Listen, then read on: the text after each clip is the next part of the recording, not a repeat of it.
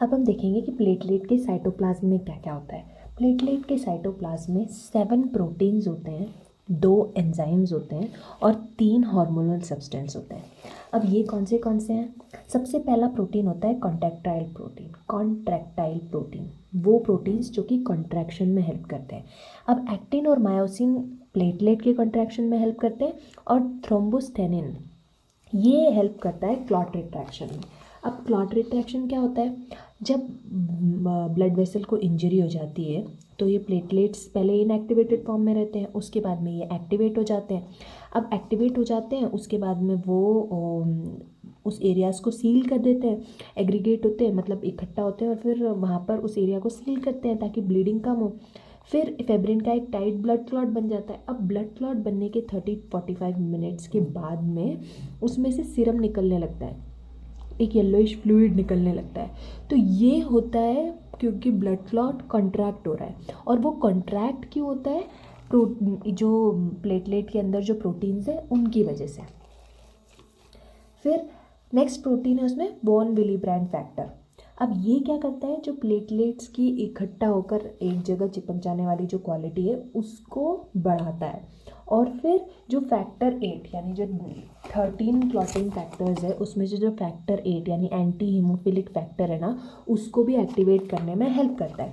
फिर fibrin stabilising factor, ये भी क्लॉटिंग फैक्टर है, 13 नंबर वाला जो क्लॉटिंग फैक्टर है वो कहाँ पर है? ये भी प्लेटलेट के साइटोप्लाज्म में प्रेजेंट है। फिर प्लेटलेट डिराइव्ड ग्रोथ फैक्टर। अब जो ब्लड वेसल को इंजरी हो गई है, अब उसको भी तो रिपेयर होने की ज़रूरत है, तो वो वुंड हीलिंग में यानी रिपेयर होने में हेल्प करता है। ये जो ग्रोथ फैक्टर ये क्या है? ये पोटेंट माइटोजन है, मतलब एक बहुत अच्छा माइटोजन है। माइटोजन क्या होते हैं? ऐसे केमिकल्स होते हैं जो कि माइटोसिस यानी जो सेल डिवीजन है उसको प्रमोट करते हैं। तो वहाँ की जो स्मूथ मसल फाइबर्स है ब्लड वेसल की, उसको मल्टीप्लाई होकर ठीक होने में यानी वहाँ पर वुंड हीलिंग में हेल्प करता है वो। फिर नेक्स्ट क्या है? Platelet activating factor. अब ये क्या करते हैं? ये जैसे ये फैक्टर एक्टिवेट होगा उसके बाद में प्लेटलेट्स, बहुत सारे प्लेटलेट्स वहाँ के जमा हो जाएंगे।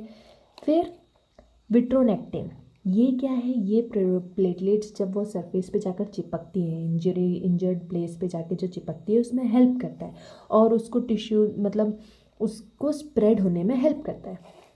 फिर थ्रोम्बोस्पोटिन, ये एंजियोजेनेसिस यानी जो न्यू ब्लड वेसल्स बनते हैं, पुरानी वेसल्स से जो नई वेसल्स बनती हैं उनको रोकता है ये। अब सपोज़ कि वुंड हीलिंग ही नहीं हुई और वहाँ पे अगर नए वेसल्स बन गए तो वहाँ पर सपोज़ कोई सेल खराब है, इसी तरीके से कैंसरस सिचुएशन हो सकती है ना कि अगर जो डिफेक्टेड सेल है अगर उसी को ही ब्लड सप्लाई ज़्यादा मिल गया तो वो तो और ग्रो कर जाएगा।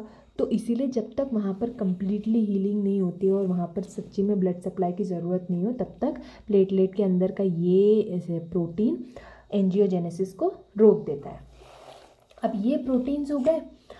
अब एक्टिन और माइसिन एक और काम करते हैं कि जो ब्लड क्लॉट बनता है, अब ब्लड क्लॉट के अंदर क्या होता है कि हर तरीके के सेल्स ट्रैप हो जाते हैं। अब वो सिर्फ प्लेटलेट ही नहीं होते, प्लेटलेट्स, डब्ल्यूबीसी, आरबीसी, कुछ कुछ उसमें ट्रैप हो जाते हैं। तो वो ट्रैप करने का काम क्या कौन करता है? एक्टिन और मायोसिन। फिर एंजाइम्स, कौन से एंजाइम्स? एटीपीज और enzymes for synthesis of prostaglandins. अब एटीपीज मॉलिक्यूल्स को तोड़ने में हेल्प करता है, मतलब एटीपी को तोड़ के एडीपी बना देगा। और प्रोस्टाग्लैंडिन्स यानी वो इंजरी हो गई है वहाँ पर तो टिश्यूज़ को थोड़ा सा रिलैक्स या फिर पेन ज़्यादा ना हो, उन सब्सटेंसेस की भी तो ज़रूरत पड़ेगी ना, तो उसे बनाने में भी प्लेटलेट हेल्प करता है। फिर 3 हार्मोनल सब्सटेंस कौन से? एड्रेनलिन, सेरोटोनिन और हिस्टामिन। हिस्टामिन तो वैसे भी इन्फ्लामेटरी वाली जो सिचुएशन है उसको बढ़ाएगा। सेरोटोनिन वैसो कंस्ट्रिक्टर है तो ये वेसल्स को कंस्ट्रिक्ट होने में हेल्प करेगा।